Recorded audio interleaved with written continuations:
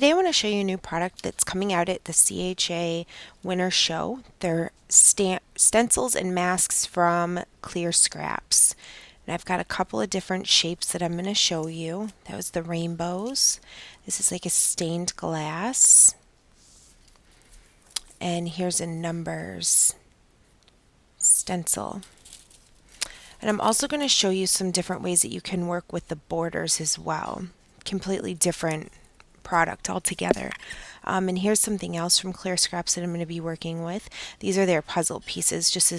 This is just going to be a little sample piece that I can show you something really cool technique. So I want to show you some of the products that I'm going to be working with.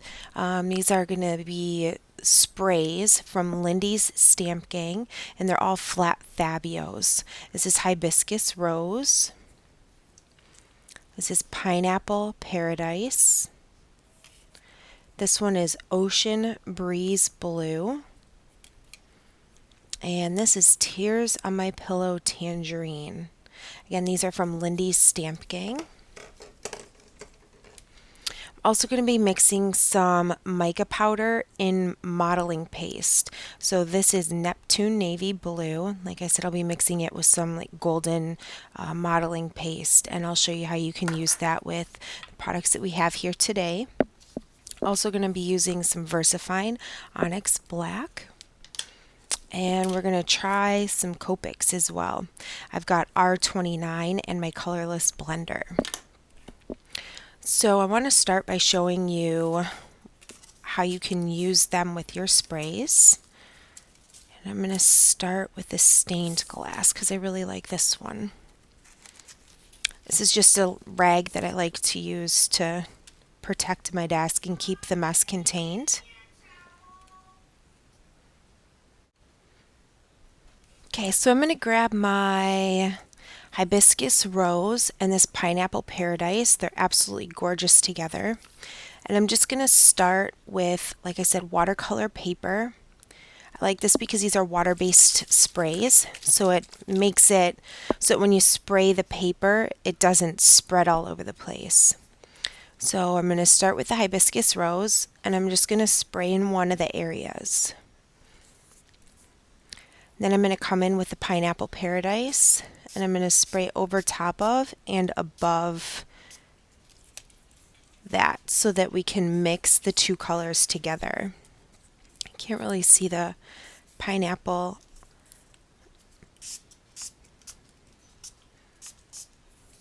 Hopefully you can see that better. Now I can just pull this off.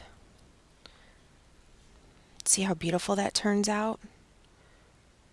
It's still wet, so I'm actually just going to set it aside to dry while I work on something else, and then we'll come back to that. Now, one thing that's really cool with this is you've got all this overspray on top of the stencil. So I'm actually just going to take another piece of paper and I'm going to lay it right on top of the stencil. I'm going to push it down so that it can soak up all that color and give you a different look. So completely different than what I had just showed you.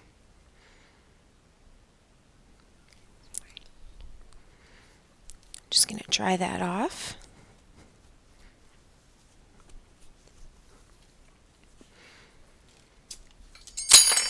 I've been making a lot of banners, and I've been using modeling paste on the clear acrylic, and I just kind of wanted to show you how you can do that at home. So I just have my mixing bowl. I have my mica powder from Lindy's Stamp Gang. Get out some of my modeling paste. I don't need a lot of it because the area we're covering is small, so I'm just going to use a little bit.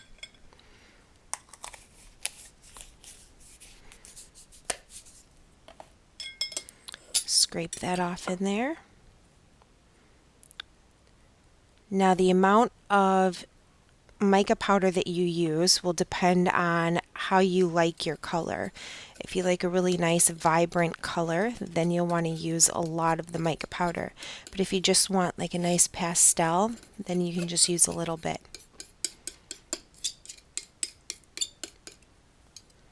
I'm going to use a little bit more because that's not as bright as I would like it to be.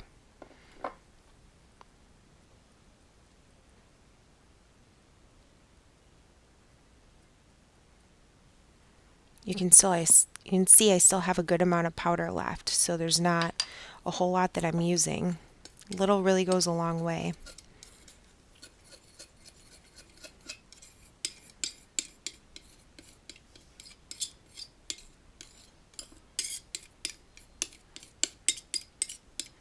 Just mix that up. Now we'll scrape it out. Make sure it's only on one side of my palette knife. That way I don't have a huge mess. And I'm actually going to use the same stencil again. Now what I'm going to do is I'm going to make sure that I'm covering the areas that I want to be covered. Then I'm going to take my modeling paste. I'm just going to lay it on. And I'm just going to brush it right over there. Right over the stencil, over all of the area that I want covered. And I'm going to carefully peel this up as I pull it off. Set that aside. I can clean up the edges if necessary.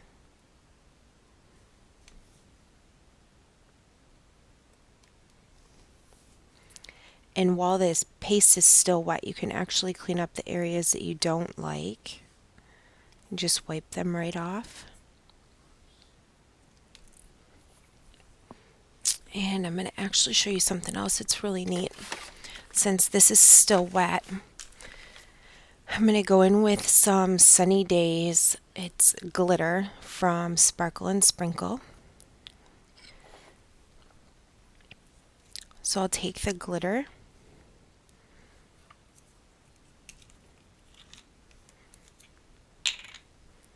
and just sprinkle it on and tap it off. And you can see the glitter sticks beautifully.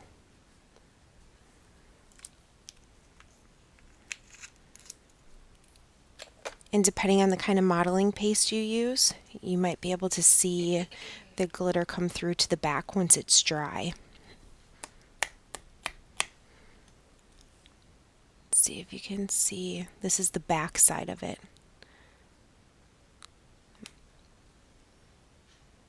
And then there's the front. Sorry, it won't actually focus. Now that that's all cleaned up, I've got a piece of copy paper here. And I'm just going to take one of these stencils. Use this one. Show you how you can use your Copics with the stencils as well. Now if you have an airbrush system, that will be really easy to use. It's just really loud, so I don't want to mess with that right now. But you can do this a couple different ways. You can actually just color right on the stencil.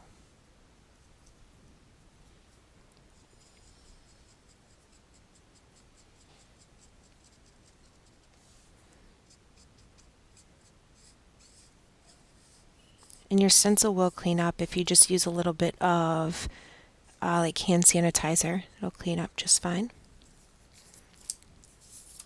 You can see how that looks. It'll be less streaky, obviously, if you use Copic paper. But like I said, this is just copy paper. So that's one way you can actually use the stencils. Another thing that's kind of neat is I've got some crayons here that I've just gone ahead and I pre-peeled, and I have some purples and blues, and I have some clear crayons in here. And these are really neat. When you color in your stencil,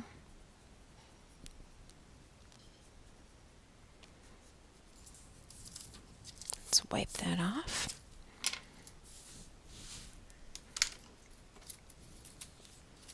And then you spray over top of it. You can actually come in and wipe off what you colored on, so that area becomes clean again.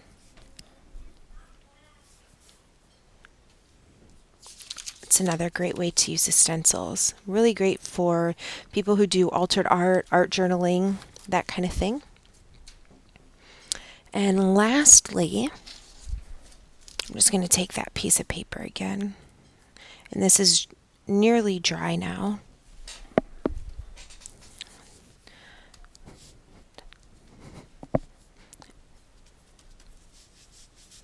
This will help just pick up whatever is still wet, which isn't a whole lot. I'm going to take this. I'm going to take my VersaFine. I'm actually just going to turn the VersaFine over. And this might not actually be something that you want to do in real life with the black. I just want to do the black to show you the nice contrast that you can get. I want it to show up on video. So I'm going to take this and I'm actually just going to use it like it's a stamp pad. And I'm going to stamp right over top of the stencil. It's thin enough that you can stamp over top of it and be left with that pattern.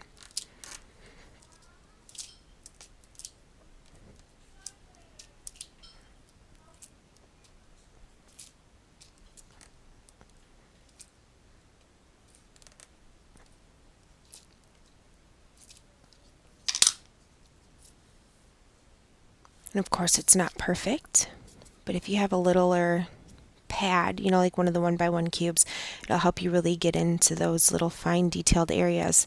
But you can easily make out the 5. There's a 7 over here. There's an 8.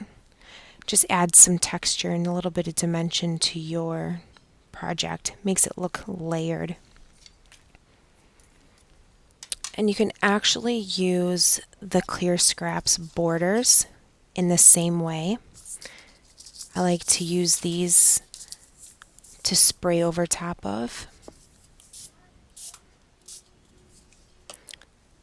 Especially this movie reel, you have a really nice pattern after you spray over top of it.